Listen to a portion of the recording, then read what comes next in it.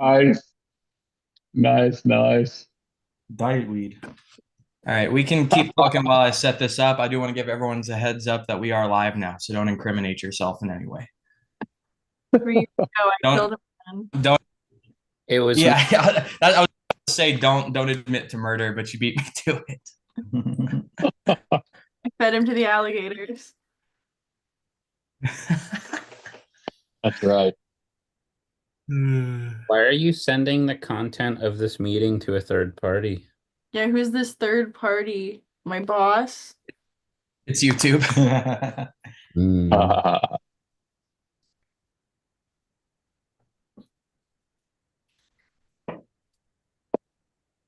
I finished this thing like a week ago. Hopefully, I remember a lot of it. Finished it. What?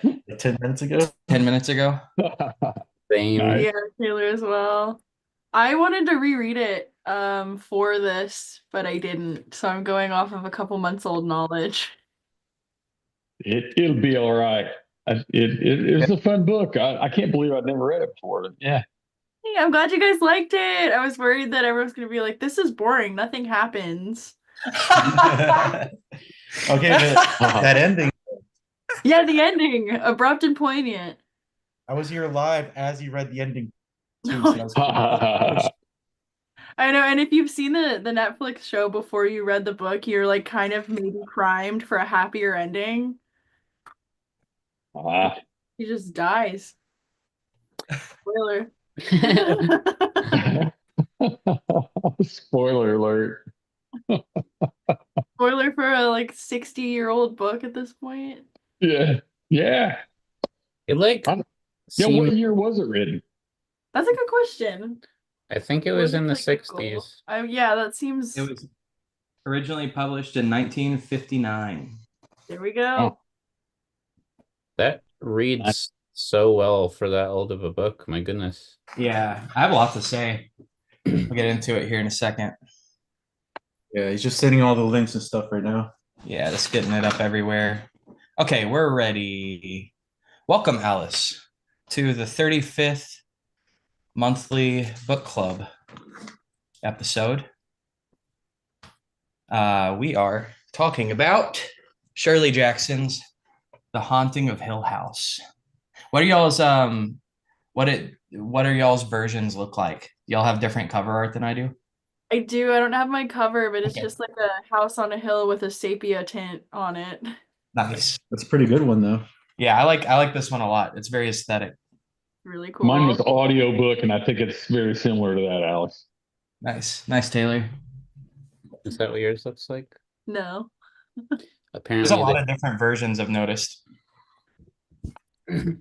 I like your cover. It goes well with the We've Always Lived in the Castle cover. Yeah, I don't have a lot of hardback books, but when I was there, they had paperback and hardback, and I was like, I like this cover a lot more. Not only that, like black edges to the Oh paper. yeah. Oh, that's cool. Yeah, if you open it up, it's got black That's- pages, and also it's a little bit like burnt on the ends. Oh, little Oh mini yeah, page. Yo. That's cool as that is fuck. cool. Yeah. I was like, oh, I want that one. that's like the rooms in the book with dark corners. That's cool. Oh shit. A little visual aid to the oppressive nature of the text. Fuck. So book club regulars, we have the one and only Rusty Fowler, Teleguy, on Spotify. Check out his music. Pretty prolific artist putting out stuff all the time. We also have David Penna joining us as well, another book club regular. And then Jonah recommended this book. Really appreciate that. And then we have the one and only Taylor Santangelo of Morbid Orchid infamy. Which I would say he's semi-regular. Yeah, we did. Taylor recommended Frankenstein, which I didn't like. I didn't like Frankenstein either. I liked it. I did too. I just didn't get into it.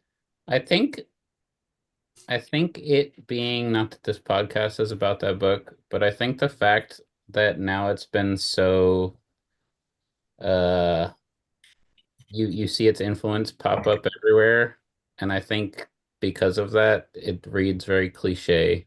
It's like So listening to the Beatles and being like, "What's so novel about this?" Because you Mhm. weren't there when they were That kind of reminds me of Haunting of Hill House, actually, where it's like there's a lot of tropes here, but Shirley Jackson invented all of those tropes. She's the queen of haunted house. So it's like if it seems campy, it's because she did it first. This was just in 1959, which I did some research going into this episode because I was like, is this the first haunted house story? And actually, haunted house stories go back as far as the Greeks. Pliny wrote a haunted house book. But I still think the modern era American horror story haunted house kind of thing is definitely a Shirley Jackson thing. Yeah. Because this is kind of a thing even in We Have Always Lived in the Castle. It's not quite the same kind of premise, but it's still that like gothic it's creepy horror. It's not jump scare, it's not visceral, it's just creepy, very creepy. You don't feel safe at any time.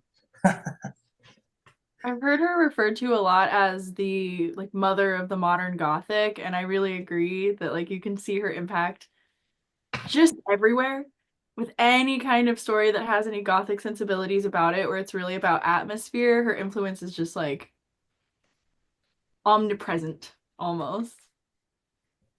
Yeah, she really paved the way for everything to come after. I have a lot to say about it, but does anyone else want to say anything first? um, I think we'll probably get into it in Okay. detail, but I thought she did quite a good job messing with reality, where you didn't know if it was the characters going crazy or if it was actually like an external influence from the house. Yeah, because Uh, me and Alex talked about that too. Whether I mean, if you're the ghost, that's the best way to do it. You pick the person who's the weakest, who's the most likely to go crazy, so people can like question it. It keeps everything like ambiguous. Yeah. Like it would feel different if like the guy being haunted was like the doctor, for example. Like if we were all in a haunted house, it would probably be me.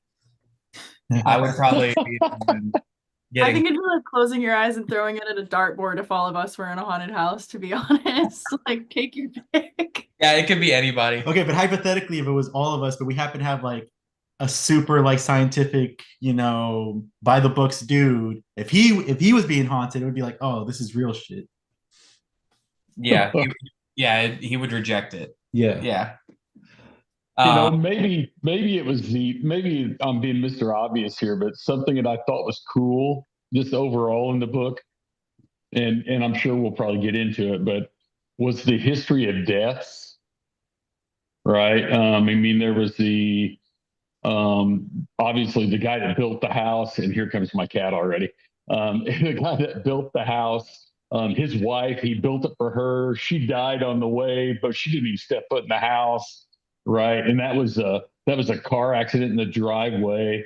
And then later on, the Dr. Montague mentions that the last visitor to the house had died by a carriage overturning. Sorry, guys, a carriage overturning. Um, in the driveway. And then, of course, you get to the obvious ending that was mentioned earlier, right? And the other thing that was cool too, so those were kind of connected deaths, right? And then there was connected death in Eleanor's experience going to the tower, and there kind of that relation back to the younger sister of the original children that lived in the house supposedly hung herself in the tower. So very, very interesting, weird death connections. Yeah, it's establishing like it's foreshadowing of things Yeah. to. Yeah, because she would dream about her, right? Yeah. Or Yeah. felt connected to her. And to Taylor's point about it blending reality and fiction, Luke he makes a joke about spirits. And they're like, that's not a funny joke right now, given the circumstance. And he's Yeah. like, I don't really think it's a joke anymore. So it's like reality, like what's going on in their minds and what's actually happening becomes really vague. Which that's something me and David were talking about earlier, is like that's how possession is. It's subtle. It's not like flipping a switch. It's a gradual, like you don't realize it till it's happened. It's like, and maybe then you just still don't realize it. Where You know, it's like, use that term foreshadow a second ago, right? What do you think about Mrs. Montague? And I know we'll get into the characters a little bit, but what do you think about Mrs. Montague hearing from a spirit that spoke to her, that told her she wanted to go home, and the spirit's name was Nell, mm, which is what they called Eleanor, right? yeah, And that happened when Eleanor was still alive. So it's kind of wild, right? it's like time travel paradox ghost. Yeah. Yeah. There's Yeah. ghosts of people there that haven't even died yet. Just before finishing the book, excuse me, I said to Jonah, I have a theory that maybe Eleanor's been dead for at least a little while. Um, that was, of course, before the ending. Like I hadn't read that yet because she's feeling like she hasn't made an impact on any of the other characters.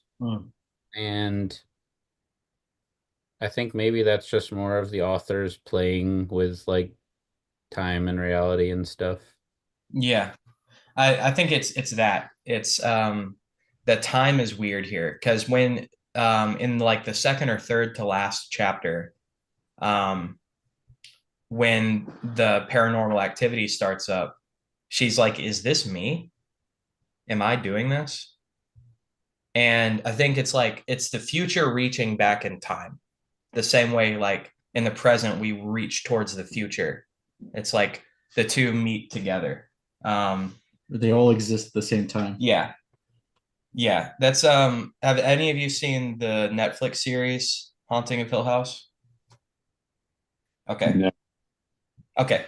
Yeah, I've been rewatching it. I watched it when it came out and I'm watching it again. And that's a big thing in that is the time travel paradox ghost thing where she's being haunted. The character's name is Nell. Yeah. And it's a different story, obviously. But they use the same things. I would say Yeah. it's a good adaptation. I really like it. I Yeah. really, really like the series. But yeah, she's haunted by the ghost of herself.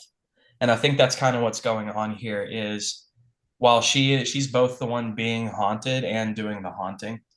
Um, it's also something The Shining does, which actually came after this, is Jack Torrance is drawn to the hotel.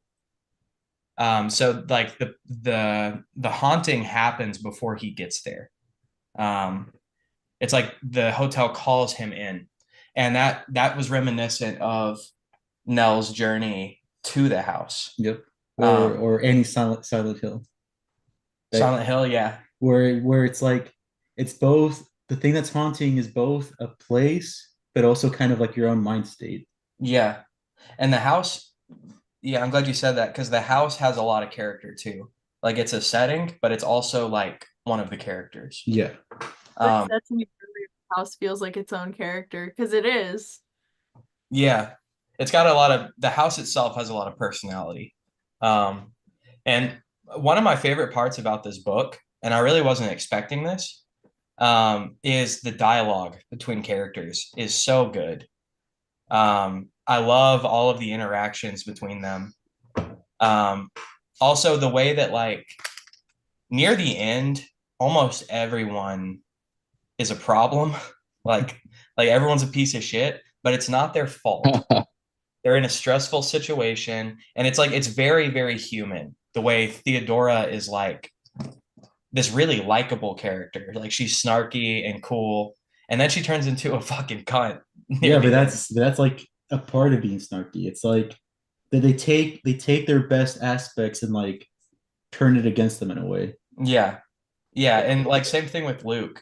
It's like he's a charming character uh until you get to know him better. Mhm. And it's like he's still not a bad person, you know? Yeah, but that's an aspect of it. Like it's all Yeah. one thing or It whatever. is it's very human. It's not like comic book evil, and it's not Good either. good either. They're all very human characters. There were two characters that were consistent all the way through, and they were not too great of people, and that was the Dudleys. Yeah. But that's because they choose to like they almost keep up a wall between them and like the house itself. Yeah.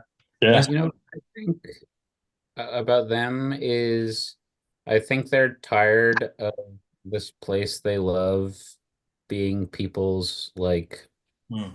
experiment or tourism destination. yeah. I I don't really think the book touches on this, but I got the sense that like maybe even they tried to intervene in the past and they finally accepted whatever people do here is inevitable. And that's why they have such strict schedules of leaving. Um, Back to Luke, I throughout the book, like I don't think I ever got to liking him, but I went from appreciating him at times to not liking him, and it went back and forth a few times throughout. Um, I think maybe he, in a way, changed the least because he, I don't know, kind of entered the most flawed. I think Dr. Montague probably changed the least. Yeah, Besides the Dudleys, as Rusty pointed out, they were like completely consistent. This is not their first rodeo. yeah. I They're also wonder, not there at night, you know? I wonder if it has to do with Eleanor kind of being our POV character, and as we're seeing all the more negative aspects of everyone come out towards the end of the book, it's like she's de-idolizing them as her mental state states. So she's really seeing them for what they are instead of what the shiny new friends, because she's kind of socially stunted. So That's a everything good point. Yeah, maybe it's not so much that they changed as much as she's disillusioned with it. Yeah. would be all of it. That's what's so great about this book is there's so much that's open to interpretation and Yeah. It's a great one for this kind of discussion because there's like so much to talk about. Well, Um, I mean, sometimes there are a lot of movies or books that allude to the phrase, be careful what you look for, you might find it. And I feel like Eleanor came from, she had taken care of her mom for 11 years and she had been robbed of life, right? She was living in a room at her sister's house. Her sister treated her like a child. I mean, they didn't want her to use the car to do anything and all that stuff at the very beginning. And I think, she was apprehensive about leaving and everything or going to the house in the beginning. But then it became more of a trip. She stops and she talks to people and all that and everything else. And I think it is truly it's a self prophesy or prophecy situation there too, and that she didn't really want to go at the beginning, and then it became a quest, and then it leads her where it leads her, which is the inevitable end, right? So I thought that was kind of interesting as well. What was her song lyric that kept repeating? It was Uh, like the end starts when, Journey's End and Lover's Meeting. yes, that's it. yeah, That's it. yeah. Yeah. she finally found comfort in the house and then her journey ended. Yeah. I think like Eleanor is the most affected mentally, but I think what we're seeing with the other characters is that they are also affected. Um, they're a little they have they have the walls up. They're walled in a little bit more than she was. Um, but and ironically, Rusty, you brought up Mrs. Montague, the one that's like so woo woo and like she's so confident that she knows what's going on. that she actually has the most walls up, where it's like she can't yeah. And it's also another trope that's played out like throughout works that came after this is like the person who's full of shit, like the con man, biting off more than he can chew and like getting actually accidentally getting something, which is kind of like Mrs. Montague. She's not a con man. She believes it, but she's Absolutely. yeah. But like a lot of it's bullshit. Like the nun, and she's like, "Oh, there's a nun here," and Dr. Montague's like, "No, there's not a nun here." But then it's like the thing did say that it was Nell, and like, yeah, Yeah, but wouldn't she be the nun? Nell's the nun. Nell's the nun. What do you mean? Yeah, she's the nun, like in it, like the archetype. Oh, like similar to a nun. Oh, like because she's a virgin. And not only that, but someone who's like completely like walled and separated from the world, as in really like because everybody else has something like to go back to. This is like her monastery. Yeah. Yeah. But Okay. she definitely doesn't want to go back, right?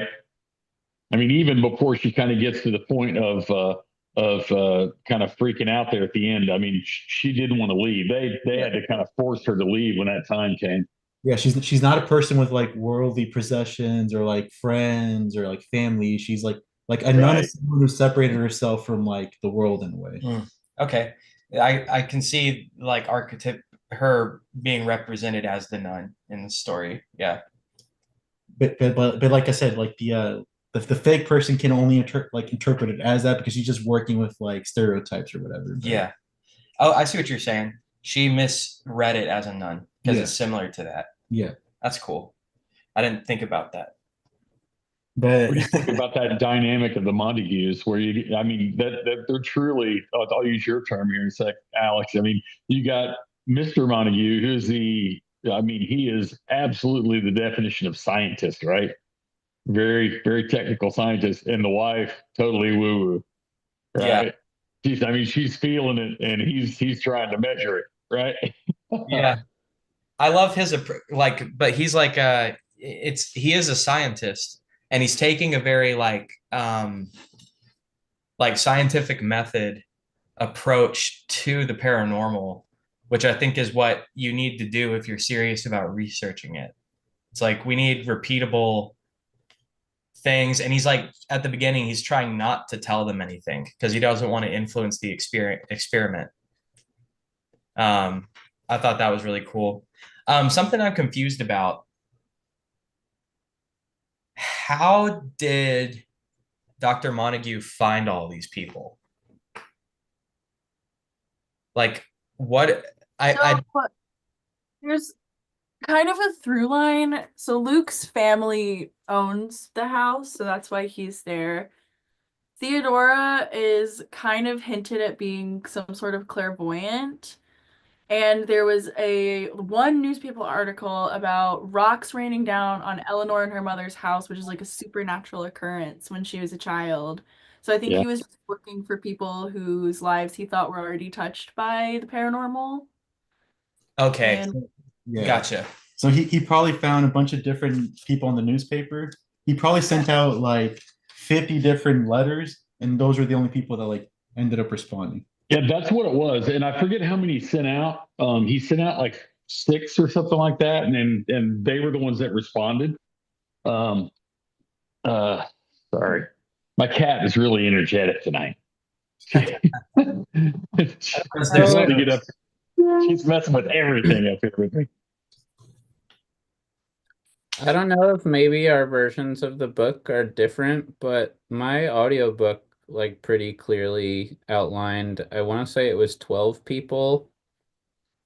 And then less than half responded, and then less than a like half or a third of those people Actually showed up. Actually showed. Yeah, I think that.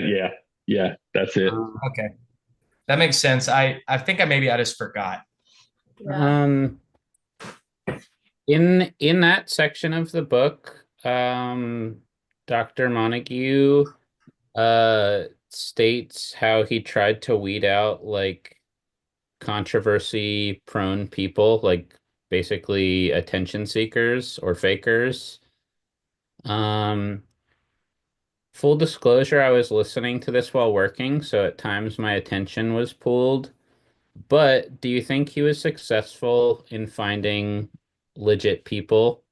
Um, I ask because at times I feel like some of the other characters were sort of leeching off of Eleanor's experience. Um, I ultimately think Theodora, Mhm. was legit, but in the start of the book, I feel like she had some jealousy that she wasn't like the chosen one, and when Eleanor would convey something like that she only thought she could hear, I feel like at times maybe her and the other guys would sort of ramp up their experience and maybe they didn't have it as intense as her. Yeah. I mean, Eleanor is also a liar, so like, he's Yeah. no angel either. Did Yeah. you at times some of the other, even if it was her as well, but do you think they were legit the whole time? I think to me, it kind of gave the energy of when you're like a kid and you're kind of experimenting with paranormal stuff for the first time, and one person gets scared, and then that fever takes Yeah. over, and everyone really buys into it the first second that someone's legitimately terrified. That's what it read like to me. Yeah. There's a lot to I'm starting to understand like Shirley Jackson really knows what she's talking about when it comes to the occult. And I think it's either from like she's really into this or she did a lot of research for her book. But because her other works have a similar motif, I think she's just probably really into this kind of stuff. Because there's like a few points where it described how things work, where I just really resonated with it, where I'm like, that is exactly how it works. Um, like page 132, the doctor says, no physical danger exists. No ghost in all the long histories of ghosts has ever hurt anyone physically. The only damage done is by the victim to himself. One cannot even say that the ghost attacks the mind, because the mind, the conscious thinking mind, is invulnerable. In all our conscious minds, as we sit here talking, there is not one iota of belief in ghosts. Not one of us, even after last night, can say the word ghost without a little involuntary smile. No, the menace of the supernatural is that it attacks where modern minds are weakest, where we have abandoned our protective armor of superstition and have no substitute defense.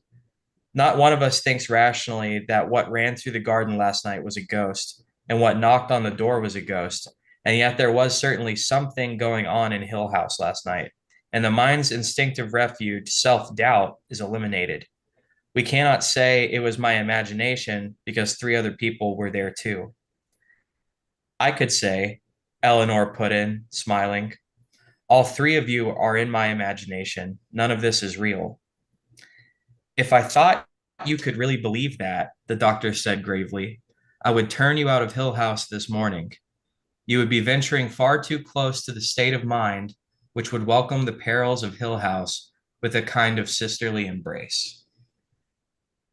So he's saying that there's no real danger here because we're all rational people, whatever the fuck that means, right? It's like where we know what's going on. So like there's it can't hurt you because you don't believe in it.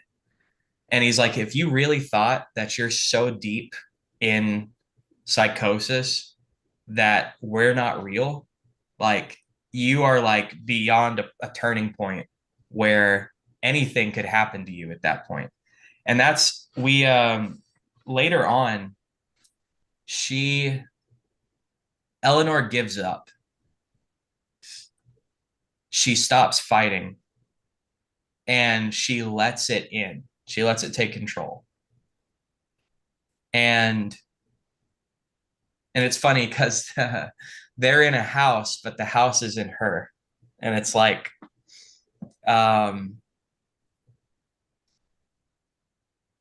she, at that point, I mean, I think she's just fully possessed, but that's what possession is like. It's, you still think you're under control.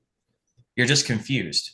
It's like, that's what Dr. Montague's saying here, is that nothing's gonna, like choke you or push you down the stairs. It's going to warp your perception so that you hurt yourself or others. And it's like, you don't, the whole point is that you don't know what's going on. You're confused. And I think that's what it is. It's like not so much like I can't control myself as much as you think you're in the right and you're acting incorrectly. At what point does a thought or an experience take on meaning other than just the initial thought or experience? Is that action? Yeah, I'm just kind of thinking out loud a little bit. I mean, they're experiencing these things, and it turns into something else for Eleanor. Yeah. Because even as a rational person, when Dr. Montague says, "Hey, we're all rational people," right? Fact of the matter is even rational people have experiences that they have to think about and say, "Wow, something happened. Yeah. I don't know." And there goes my cat again. I'm sorry. And something happened. I can't explain what happened. There is no rational explanation for what happened. Right. So at what point in time do you really start to kind of create whatever explanation just to come up with, I experienced this thing and I don't know what it was? That happens all the time in real life as well. Yeah. And not just in books. That's that's what Dr. Montague is saying, is he's like, we all experienced paranormal activity, and yet we would laugh at the idea of a ghost. Yeah. Because we're rational. And it's like, yeah. Eleanor's dialogue is so funny to me. She's Yeah. so Yeah, she's my favorite character. Do you mind reading this paragraph? Yeah, you want me to? Yeah. One thing I really like in any book period is a specific paragraph that tells you everything about a character in just that one paragraph. This one right here. Yep. Um, Ignore all that, just the middle part. lying in the blue bed, looking up into the ceiling with its remote carved pattern, she asked herself, still half asleep, what did I do? Did I make a fool of myself? Were they laughing at me? Thinking quickly over the evening before, she could only remember that must have seemed foolishly, childishly contented, almost happy. Had the others been amused to see that she was so simple? I said silly things, she told herself, and of course they noticed. Today I will be more reserved, less openly grateful to them all for having me. Then, awakening completely, she shook her head and sighed. You are a very silly baby, Eleanor, she told herself, as she did every morning. Damn. She wants to be mature and like impress her new friends. Yeah. Yeah. Also, isn't she like 30? Yeah. She's like 32. Yeah. She's like been completely by having her whole early adulthood being taken up by taking care of her sick mom, and it's like, well, time to learn how to make friends at 30 years old. Yeah. I couldn't Yeah. do it. To her for trying. Yeah, but she chose like the worst place to do it. Yes, that she'd been taking care of her mom, as you're just saying. But even at that, after her mom was gone, she was living with her sister. She had absolutely zero social anything, right? So, typically in a lot of horror stories, those are the people that get singled out, right? Yeah. I feel like I've had that inner dialogue, like I regularly. I have something similar to that. So maybe that points at my immaturity as a person, but I didn't think it was that crazy. Like, No, it's extremely relatable. yeah, She desperately wants to be liked, which is something almost all of us can relate to. Oh, absolutely. That is an She's just absolutely normal thing.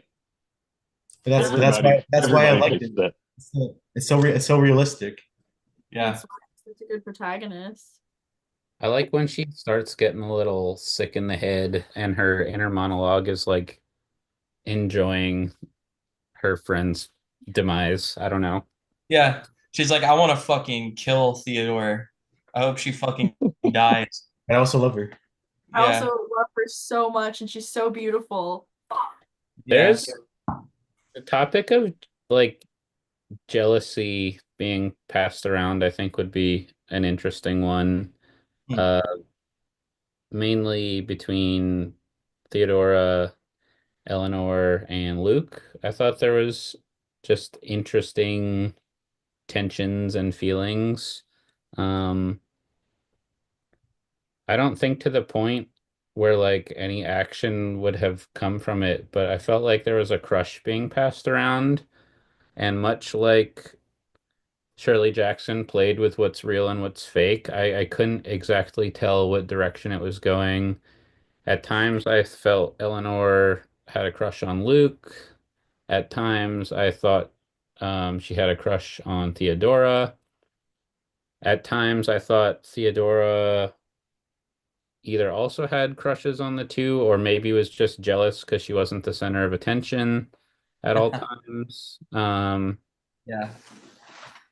I think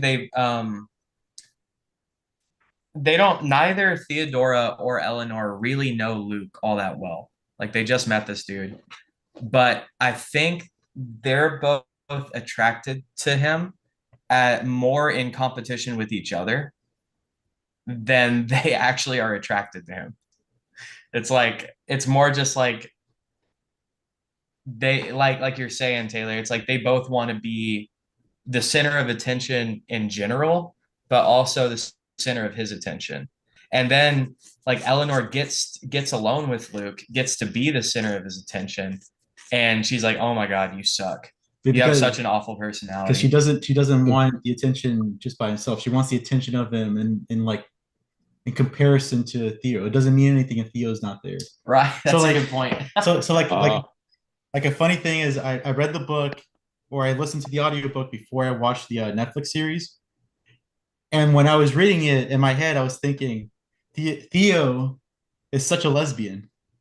Like period. Like that's literally what I thought. I thought she's so lesbian coded. And then I watched the Netflix series and she's a lesbian. Oh And shit. Yeah. Sorry, go ahead. yeah, that's it. That's all I have to say. That's hilarious.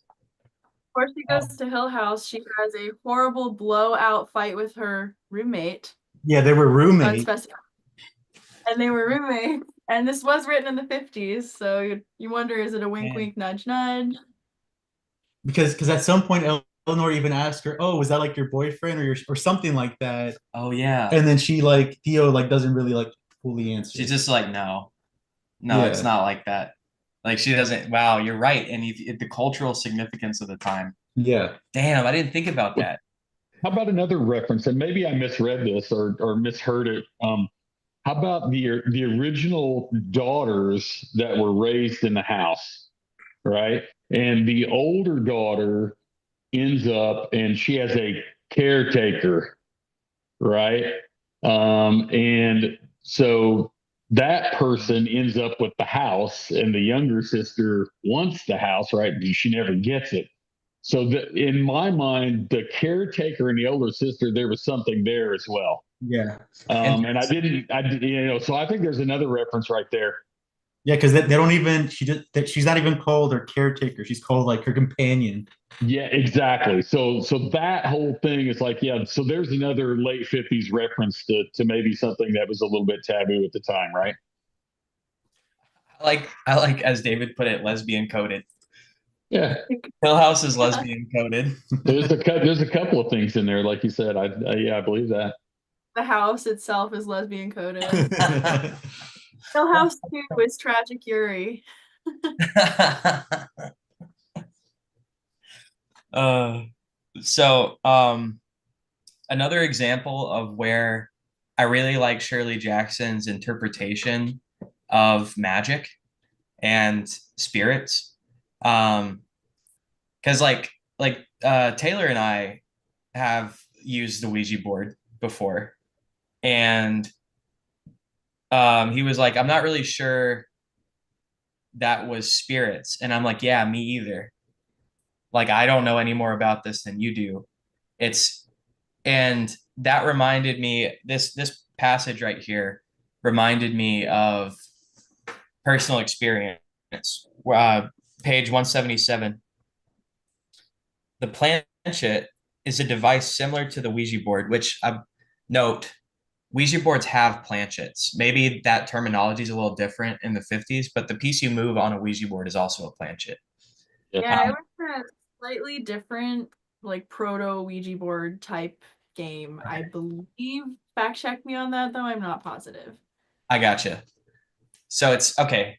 It's like maybe a slightly different, like maybe that was more popular as a thing, and then back then, and it's like a reference. Maybe called it planchette instead of Ouija board. But it works similar, I'm guessing. Yeah, it's still like divination basically.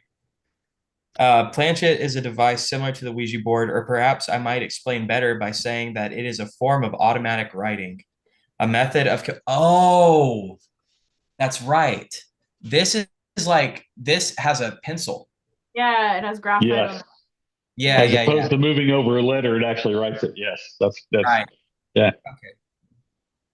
Okay. Do you It's think it was odd that she referred to it like as a person? When she talked about it, she talked about it like it was a person. Yeah, like people name. people do that with tarot cards too. Like the deck itself is talking to you. Yeah. Yeah. I think she was just a struggling like disassociator because she even talks about herself in the third person. Hmm. I think Yeah. it's like maybe it stemmed from protecting herself when she was younger, or maybe it's foreshadowing that what her inevitable end will be. I don't know. Yeah. But this passage goes, it's a form of automatic writing, a method of communicating with intangible beings. Although, to my way of thinking, the only intangible beings who ever get in touch through one of those things are the imaginations of the people running it. Each person uses the tips of the fingers of one hand, keeping the other hand free to note down questions and answers. The questions are invariably, I believe, meaningless, although, of course, my wife will tell you different. So it's like that's really similar to my experience is it can just as easily be explained with it being your imagination. And I think Shirley Jackson is kind of like she's able to write sort of like the woo-woo spiritualist, but she's more like Dr. Montague, where she takes kind of like a practical scientific approach to magic, which kind of sounds silly, but it's like academic magic. It's like she's taking it serious as a study. Yeah, but that leads back to like the beauty of this book is that how ambiguous it is, because like there's no like blood like running down the walls or like crazy and actual visual ghosts or like anything that like, oh, this is clearly a ghost type thing. It's never like that clear. There was Theodora's clothes got covered in blood. Yeah, but that could easily be explained by someone doing it. Oh, I see what you're And, saying. and she tried to blame it on Eleanor. But there's never a moment I think that's the like, toenails I think it was red paint as well. It was the nail polish. wasn't, yeah, the toenails was foreshadowing. That's kind of what I was getting at by people exaggerating their experience for attention. yeah. Do you I think think that Theodora did that? yeah, Whoa. possibly Eleanor did it too, but Oh shit. And Theodora tried to blame it on Eleanor, right? That was actually in the audiobook. But So, they like- also talked about it smelling. That's why I thought it was actual blood. or did I miss that? And did I misinterpret what they That's said? that's why I thought it was blood too. Like here's an interesting thing. So most of the book is from the point of view of Eleanor, right? So we see Eleanor going through this crazy moment where she's like banging on the doors and doing all this extra stuff, right? But what if there were moments like that for the other people, but we just never saw their point of view? Like the moment where Eleanor and Theo are like locked in the room by themselves and there's banging all over the place. That could have easily been one of them going through a Damn. similar episode that we just never got to see it. And But what's really also, weird though, wasn't there a reference to Mrs. Montague about when some of that stuff was going on? She never heard anything, and she was like in a room not that far away. yeah, And did I dream that? And doesn't it refer to that? So it is a very perspective. The people that are close to it see it, but the people that don't.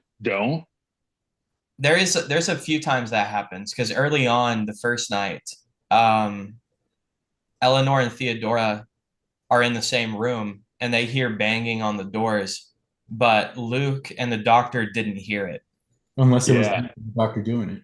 unless it was them doing it. Yeah, Right. but But yeah, wasn't there's a there lot. wasn't there a point where I think Theodore and Eleanor were walking out on one of the paths, and I love the contrast about how dark the house is and how beautiful is it outside. They always talk about how beautiful it is, but at one point in time they were walking on a path, and I think maybe Luke was with them too. Man, my memory is horrible. Maybe Luke was with them too, and I think Eleanor was experiencing something when they were out, and I don't know that everybody experienced it. And I'm a little bit shady on details here, but I think there was some kind of a situation that happened outside like that as well, where everybody did not experience the same thing. Yeah, Brooke, is that what you're talking about? Let's say Yeah.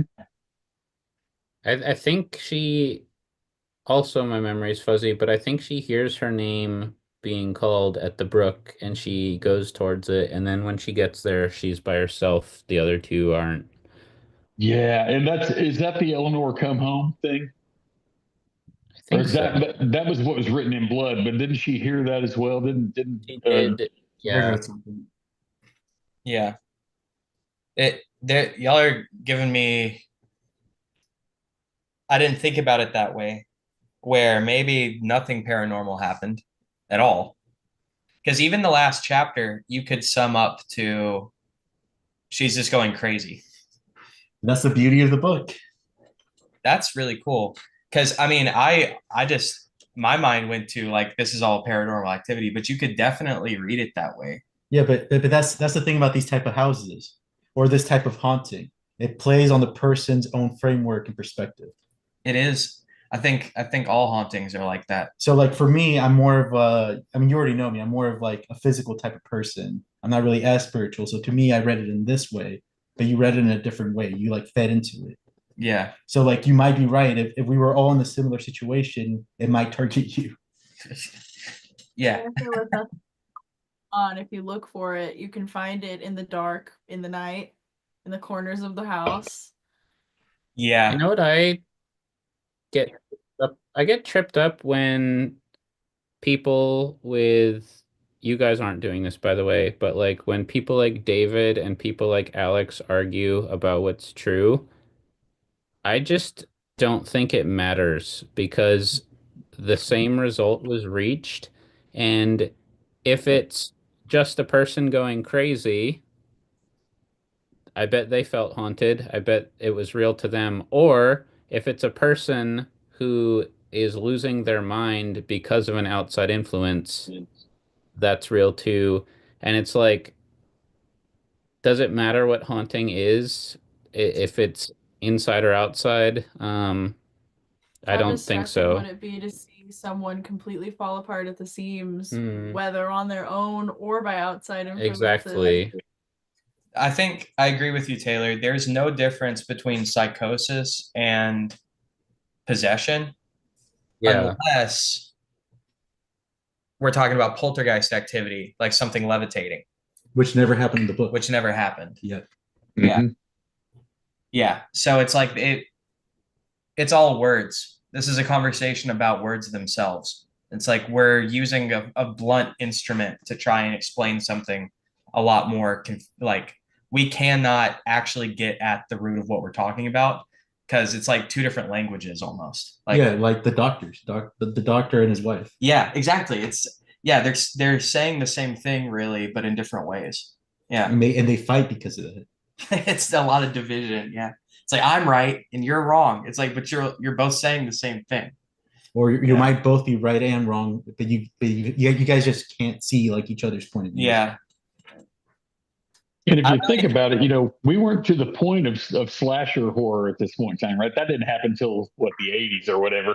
I mean, true, the classic slashers, but we weren't to the point of having slashers at this point in time. So she really has to develop it with words. That's all she's got. She doesn't have any graphic type activity to really explain, right?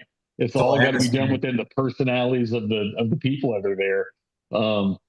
So I think that's what makes it makes it a little bit more brain horror than anything else, because there's nothing really visual, right, in this. It is truly words, like you said. There's not a whole lot of visual. There is it from the house, right? You kind of get the description of that, but a lot of the other things that happen, it's not really visual.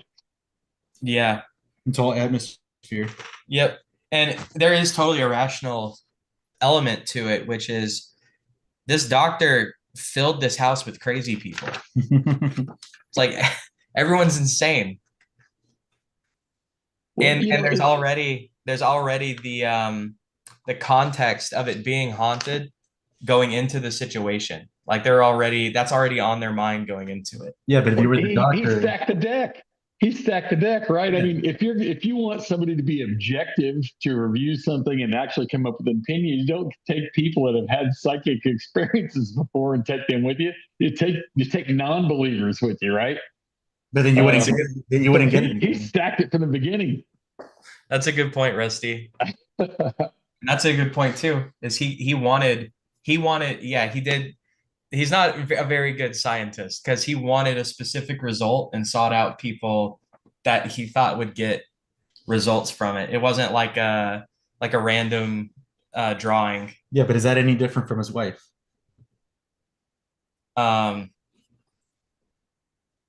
He's a little less annoying. I mean, yeah.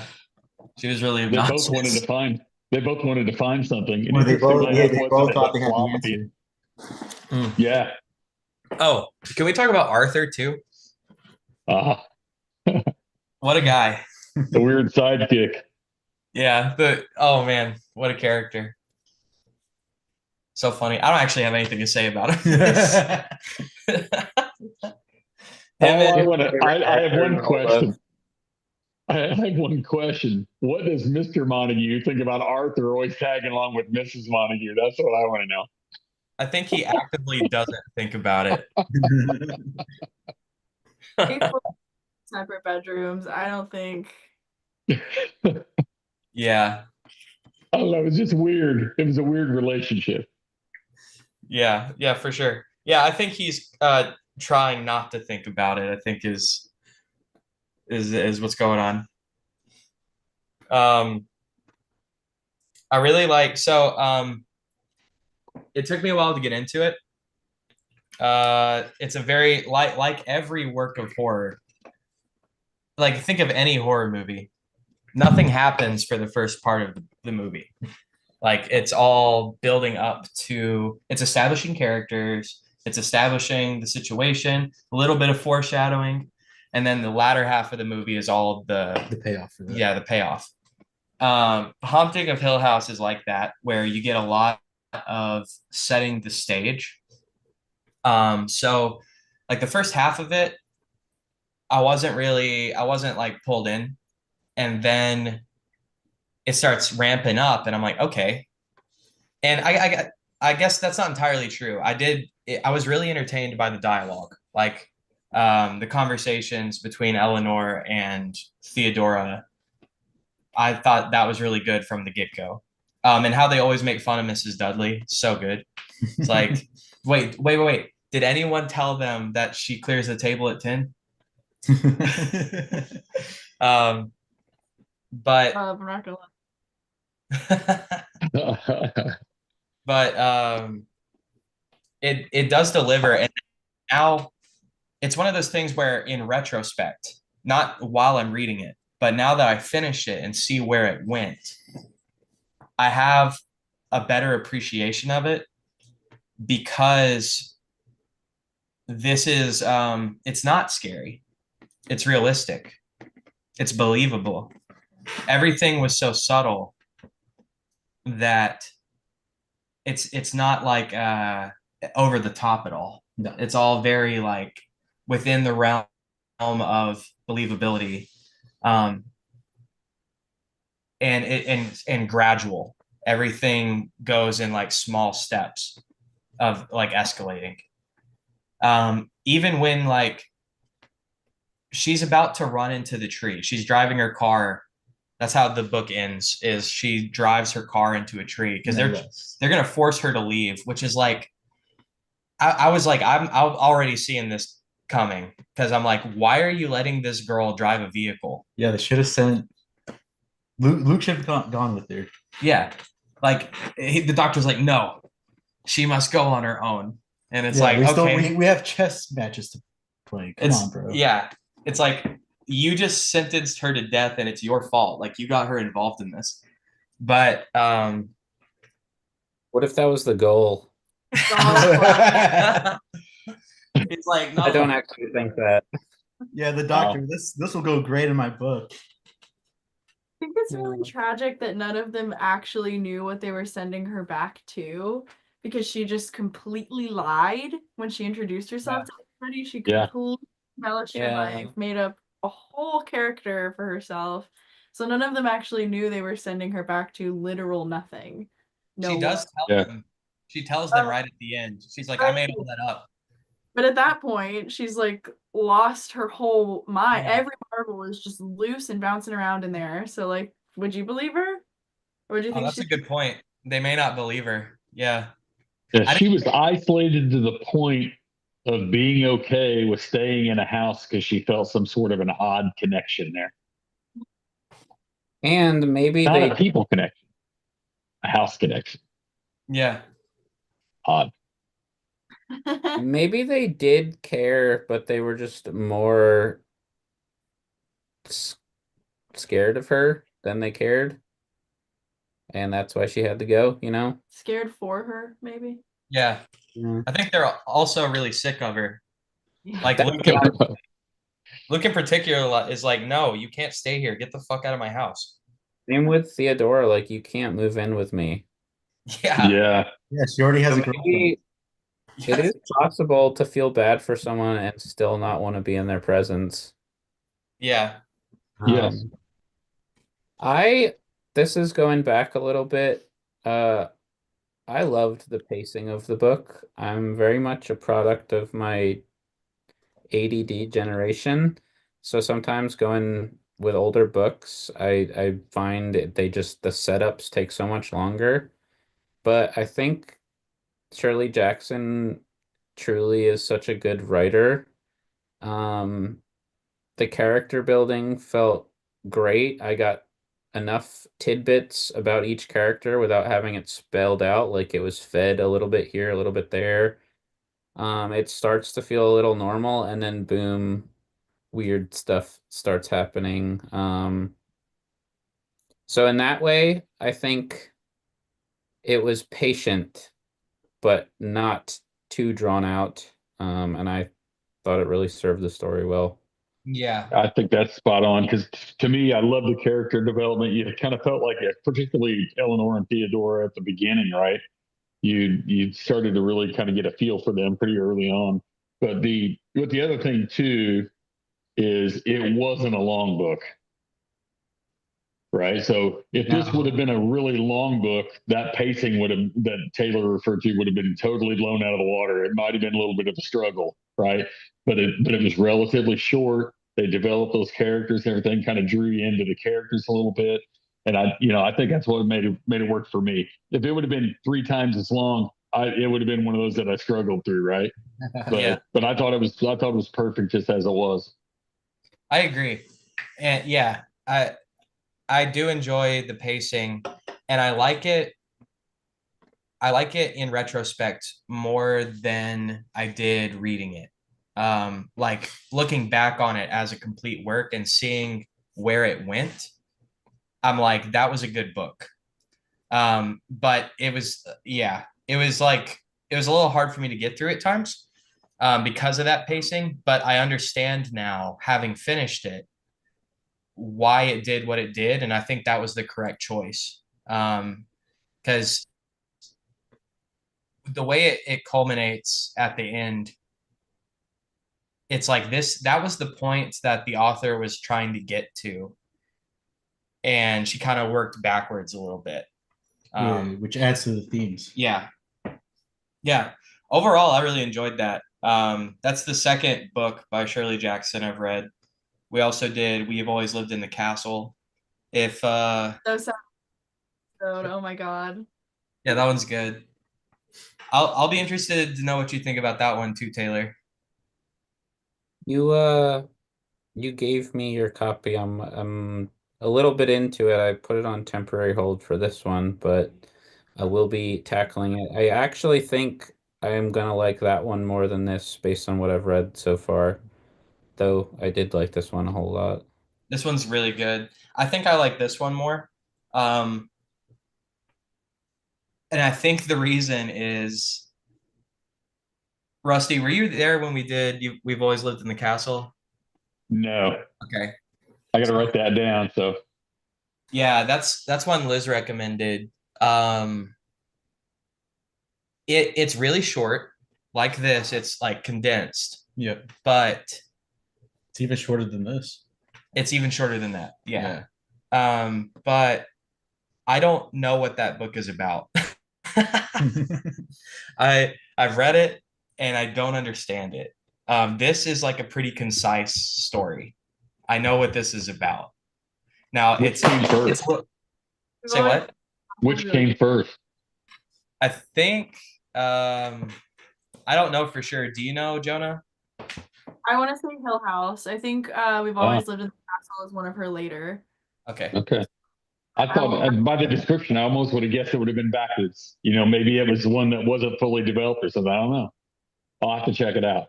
I know this one was 59. I don't know when. 62. 62? Wow. Yeah, there it is. Okay. The themes are a lot bigger picture in that one. It's like paranoia and family and loss and good versus evil, and yeah, there's something about class there as a present thread, but it's a lot more ambiguous than Hill House. Is there any ghostly occurrences in that book? You know, kind of like Hill House, it's a little vague about that. Like, yes, Wouldn't it be? Mary Cat's kind of witchy, but there's no it's less paranormal in theme for sure. Yeah. It's kind of Montague saw her name come up and was like, "We're gonna skip this one. We'll send letters to other people." Nice. We're not inviting the Blackwoods to Hill House. Which is cool. This is maybe not doing what your podcast is supposed to do, but Go it off. is cool that the works, at least what I've read thus far, feel like they could be in the same universe. Yeah. They all have paranoid, oppressive, constantly looking over your shoulder tonality about them, and that's what I think she's just the absolute master of. Just feeling unsettled, but you can't really figure out why precisely. Yeah. Isn't it cool that like the limitations of the time sometimes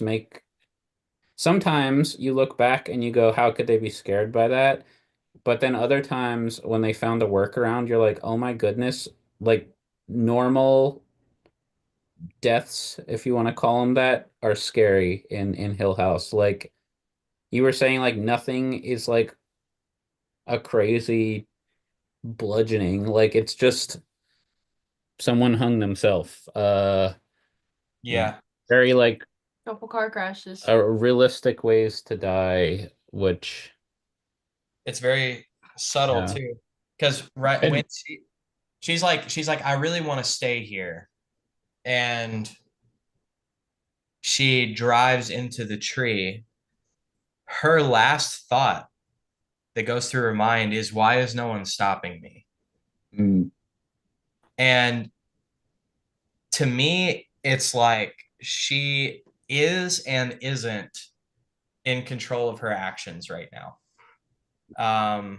Which if you guys remember, I'm trying to find it, but the part with the tower, when she sees Oh. the tower and she kind of leans over the railing, and then I think Luke rushes out and grabs her. Luke saves her life twice. Now I think Yeah, about it. because it's not stable, right? It's moving. Yeah. What she's So standing on. she's not really I love that. I love how subtle the possession stuff is. Where it Well, can and to that point, if you're in a slasher movie or a slasher book, there's not a whole lot left up to the imagination if somebody comes in and cuts somebody's throat. or like But the but there's Exorcist, where you all got, like, kinds of things can pop into each one of us probably came up with different visions of what things were as she described something that happened in this book. It wasn't explicit enough to tell us exactly what happened. And there's something to be said for that because you're going to come up with the scariest things in your own mind, and it may be different than everybody else that read the book. yeah. What makes it age good because you're gonna graft yourself onto it, and the book allows for you to do that. Yeah. But why is nobody stopping me line if we're going with the skeptical reading? I love all the different perspectives also. That's so fun. Um is darkly relatable for anyone who's ever really struggled with like genuine thoughts of self-harm in any way, that like, why I'm sending all these signals, all these cries for help, why is nobody stepping in and intervening? So it could also be read in that way, like, I'm really gonna do it, are you gonna stop me? you've done it before. Yeah. Somewhat Yeah, that's a related to good point, that. too. Hopefully, this doesn't sound in any way like I'm trying to stroke my own ego, but have you ever thought you were the outcast and like wanted to be like someone else only to find out they were thinking the same thing? Yeah. Like that, maybe they thought she was like the person she thought Theodora was. Like, And we'll never know because it was all from her point of view. yeah. Maybe even she's almost unreliable at the end. She has this perception that everyone hates her so much and that she's such an odd one out.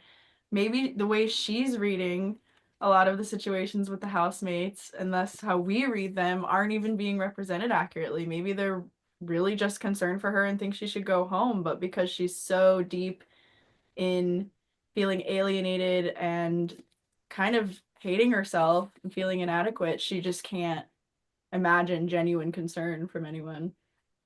Yeah. Yeah, we only get her perspective. Yeah. And that's back to what you were saying about self-harm. I think that's it. That last chapter is really depressing. It's just really sad because I mean, she's just a really sick person in general. And then like she's put in this horrible situation. It's like everyone in this story has a lot of issues. Like the doctor for just allowing this to happen also. Yeah. And to be real, I probably would have sent her home like night 2. Yeah. Final straw. I would have been like, girl, I will contact you when the experiment's over. You've done your part. Thank you, Queen. Because she was already saying some wild shit. Yeah. I feel like he really only said that he wanted everyone to be safe. But like the whole reason he brought them there was for some weird shit to happen. It was for the story. It's like he really doesn't care that much in the end. He kept her there longer than he should have. Yeah, to get more activity on the record. See, I think he cared, but not more than observing things for his Yeah, he's not like a soulless monster, but his yeah, pursuit of knowledge was king in his greater. mind. Yeah. Yeah, he's not like evil. everyone is so human. It's very well written characters. Because no one's perfect.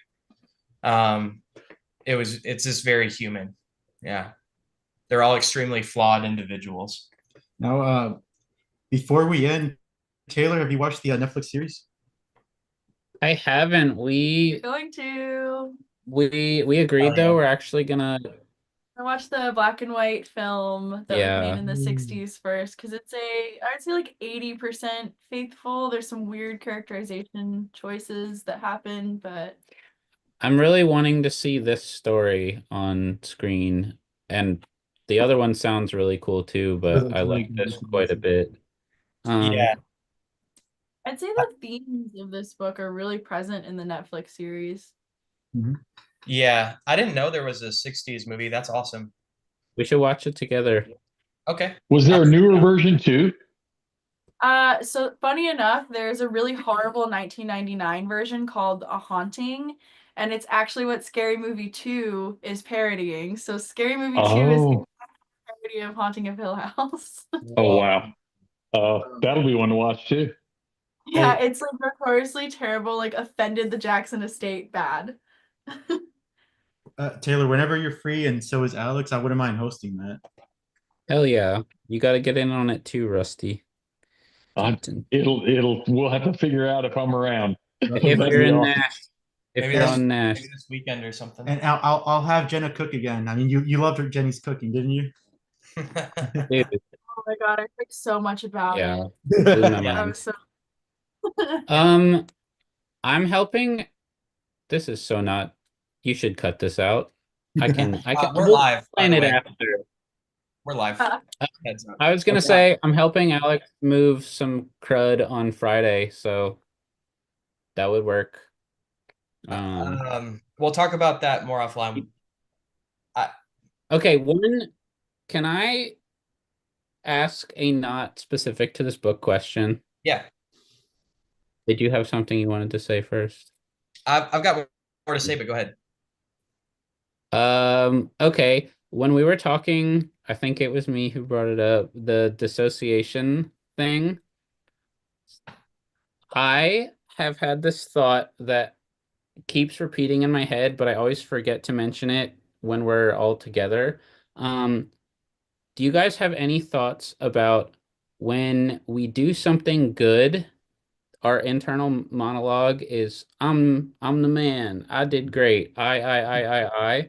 When we do something bad, we say you're a freaking idiot or you really fucked up. Do you who's talking there? Like who's when especially when we mess up, who is saying you in that? Like what? The floor is open. Just a thought that I'd be curious for some other perspectives on. You have told me this before, and it's a very interesting thing that I didn't think about till you pointed it out. Here, you know what's crazier than all of that is using we. Oh, we really fucked got up. that. Oh, yeah. Like we did really good. We gonna be all right. Like, but isn't that the distinction between I forget who said it, are we spiritual beings having a human experience, or human beings having a spiritual experience? You get into who is the seer, right? Yeah. Who is the person that is actually experiencing something, and is it you as you experience you, or is the seer somebody that truly is objectively watching what goes on? And that's part of your consciousness too. Wow, you can get into a lot of books about that. This kind of ties into what we were talking about is Eleanor in control of her actions, or is she possessed? Are we possessed all the time? It's like, are you possessed by the thing you identify as? The thing you call yourself? What is that? It's like, yeah, it's an interesting, I don't have a good answer for you, Taylor. That's a great thought, though. I'm a real psychopath because I say I all the time. Like, even if I've done something bad, I'm like, oh, I'm such an idiot. I'm a freaking monster. So And maybe that's more honest though. Maybe that's like Yeah. maybe you're healthier for that. Yeah. No, but that could be a good thing or a bad thing. I feel the same, but I wonder, does that make me more egotistical? Because I do the same thing. It's Right. always bad. Does it reinforce negative self-talk? It can. I mean, if there are a lot of books you'll read and you'll say, look, you have to be very careful of what follows the words I am. Yeah. Because you can put yourself in a position of what you're really not, Yeah. right? That's true. Because of Yeah, you'll self-talk. It know. is. It is something. Having this conversation, I'm realizing I have not paid a lot of attention to it. I don't actually know what. I don't know. I don't know what my monologue is. You'll have to think about it now. Yeah. But that's a good point. Yo, That's awesome. I love what you said, Rusty, having a what did you say, a spirit having a human experience? Versus a human being having a spiritual experience. Absolutely. And I didn't make that up. That's been That's said by several people. that's heavy. That's cool. I like Yeah. that. The I do too. In Sorry. Scientology, they have this idea of a thetan, which is your thetan is you in the future after you've died. Like your higher self. Yeah, your higher self retroactively guiding you. So it's like it is you. It is you, but it's your higher self. So yeah. I could definitely, Taylor, that kind of lends to what you're talking about, where it's like taking credit for it versus putting the blame, where it's like the higher self is like, you dumbass. And then the higher self taking credit for, I did it. This is hopefully it's okay to go there. A point of contention between us where I'm very verbal about like you're a fucking idiot. And Yeah, and I hate negative self-talk because for me it's really, really like negatively reinforcing. So when I hear him talk about himself like that, I'm like, don't be mean to yourself. whereas I'm like, I need to pay for this so that I can work on myself. Just flailing yourself. Like, stupid Taylor. We are hardest Stupid. on ourselves and our own worst critics, aren't we? Yeah. Yeah. What you made a good point, Rusty, that it's like what you say becomes your reality, or even Yeah. just what you think becomes your reality. So You can use say it this, enough, you believe it. and you can use this as a positive way too. It's like, I'm a really good person. It's like I'm so awesome.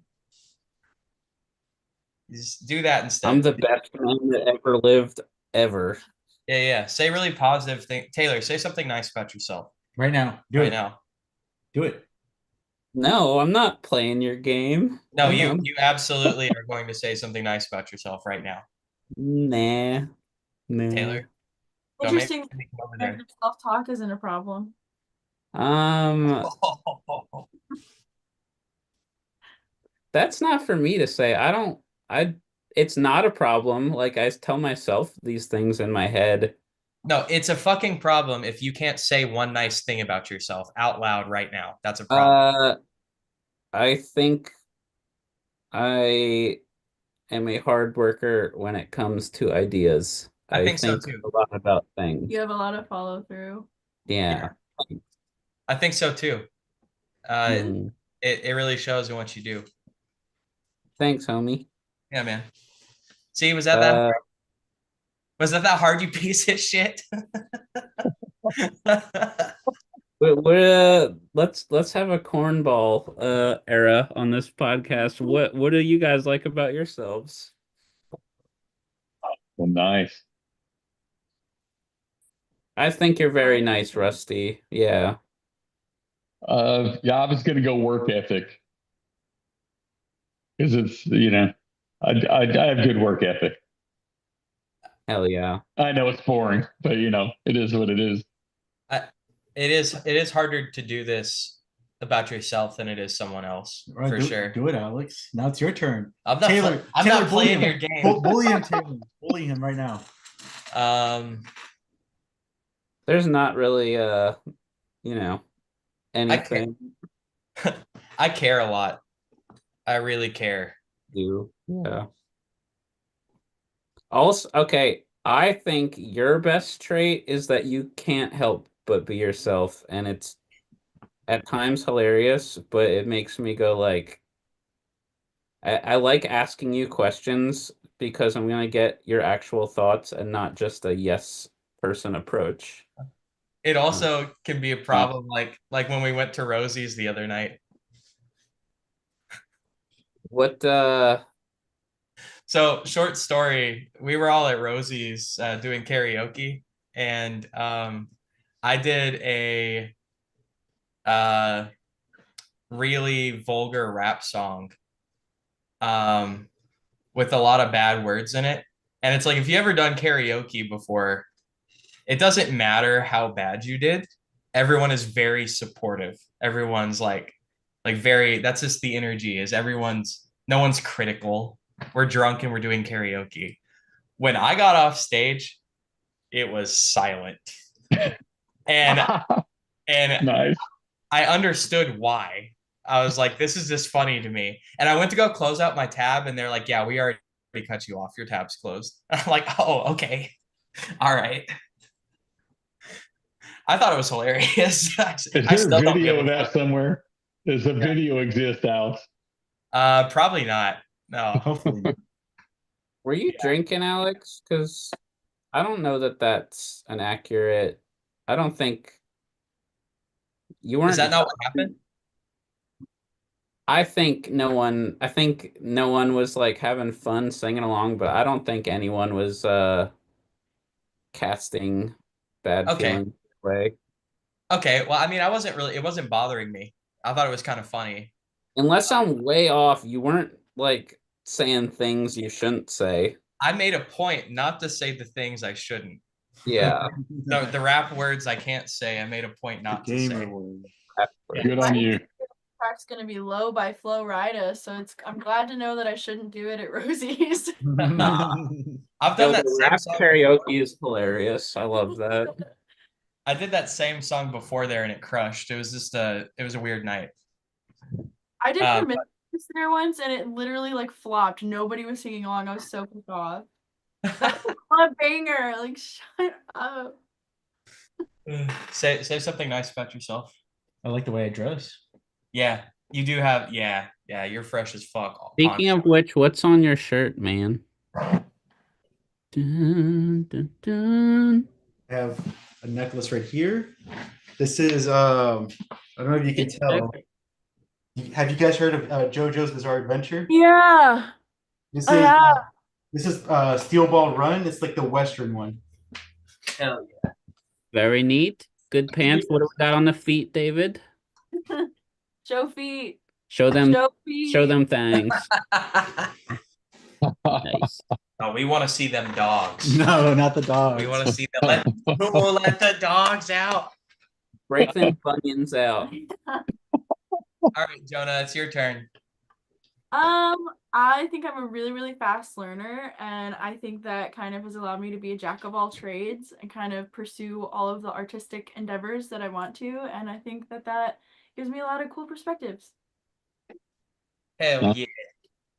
Sometimes when you're in mid conversation with her, she'll pull out her phone and you're like, okay. But no, she's Googling about what you're talking about and something came up that she needs to find out. I like that. Too often I'm just like, wonder about that. Thought goes away. That doesn't Yeah, for I you, I like don't to know think. things. Yeah.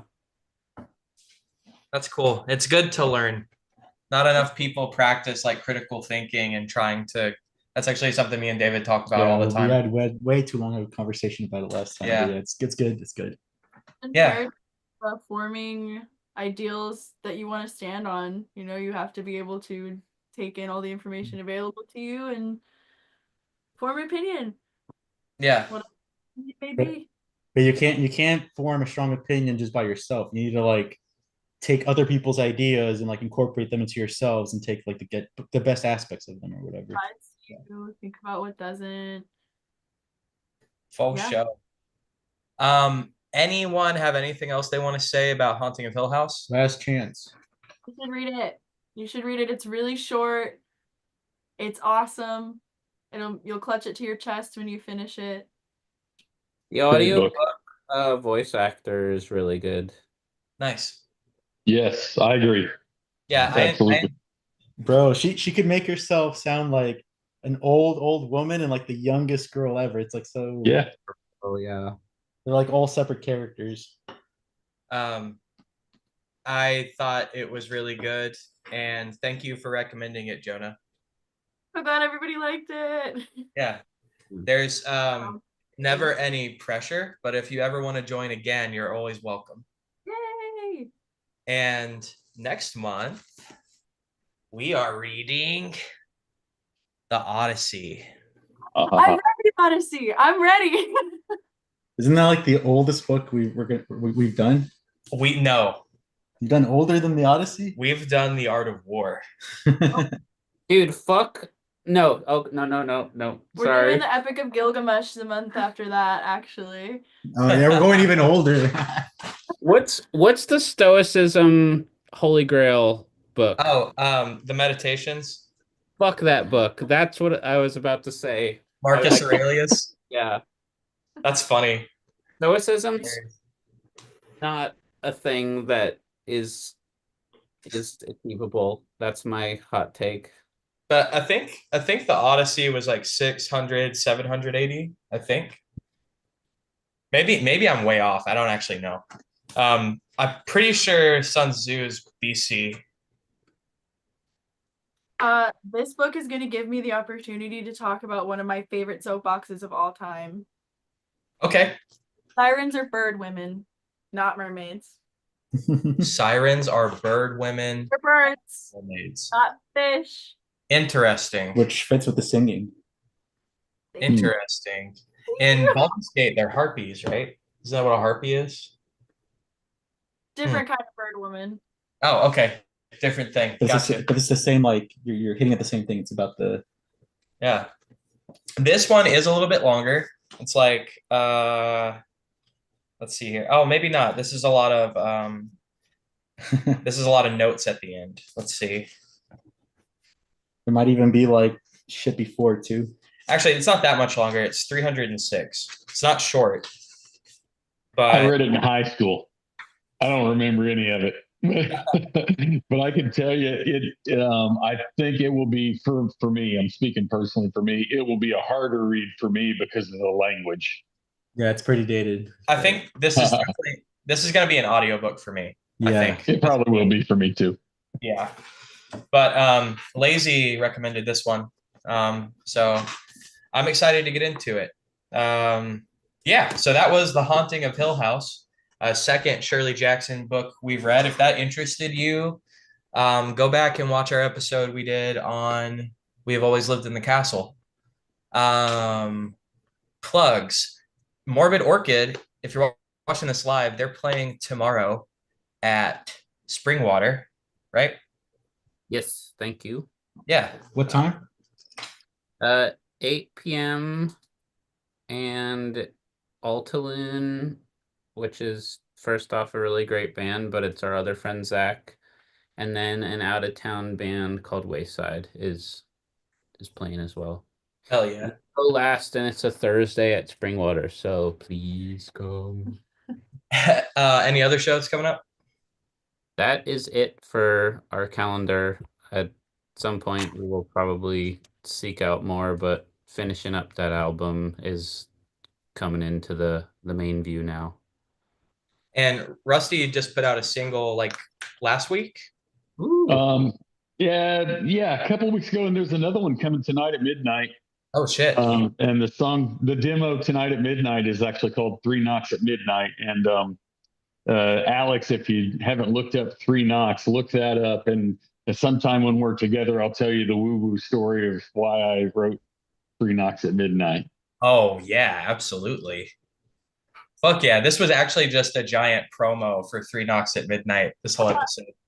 Shirley Haunting of Hill House is kind of a promo for Three Knocks at Midnight. Yeah. There you go. Anything else you want to plug, Rusty? No, I always have fun. I always appreciate you include me in some of these, and I've read much to your. I'll use your line. I've read more books because of this podcast than I would have read ever over the last year or year and a half, whatever it's been. It's been pretty incredible. So keep it up. Love it. Dude, it's always such a privilege to have you. And I'll see you this weekend probably. Dave, Absolutely. Jonah, do you guys want to plug anything? It doesn't have to be you. I mean, I plan to make a Book of Joe parody with comics. Oh so, yeah. Sorry, I didn't mean to cut you off. Go ahead. that's it. It's gonna be a Book of Joe parody. My little pet dog's gonna be God, and I'm gonna make a meat man made out of beef. That's gonna be Job. And the ending is my little dog is gonna eat the meat man, but it's gonna be cool. Okay. I got to help. Yeah, he was the photographer. It's gonna be awesome. I'm so excited to see how that turns out. Well, everybody, thanks for coming. And Alice, we'll see you next time.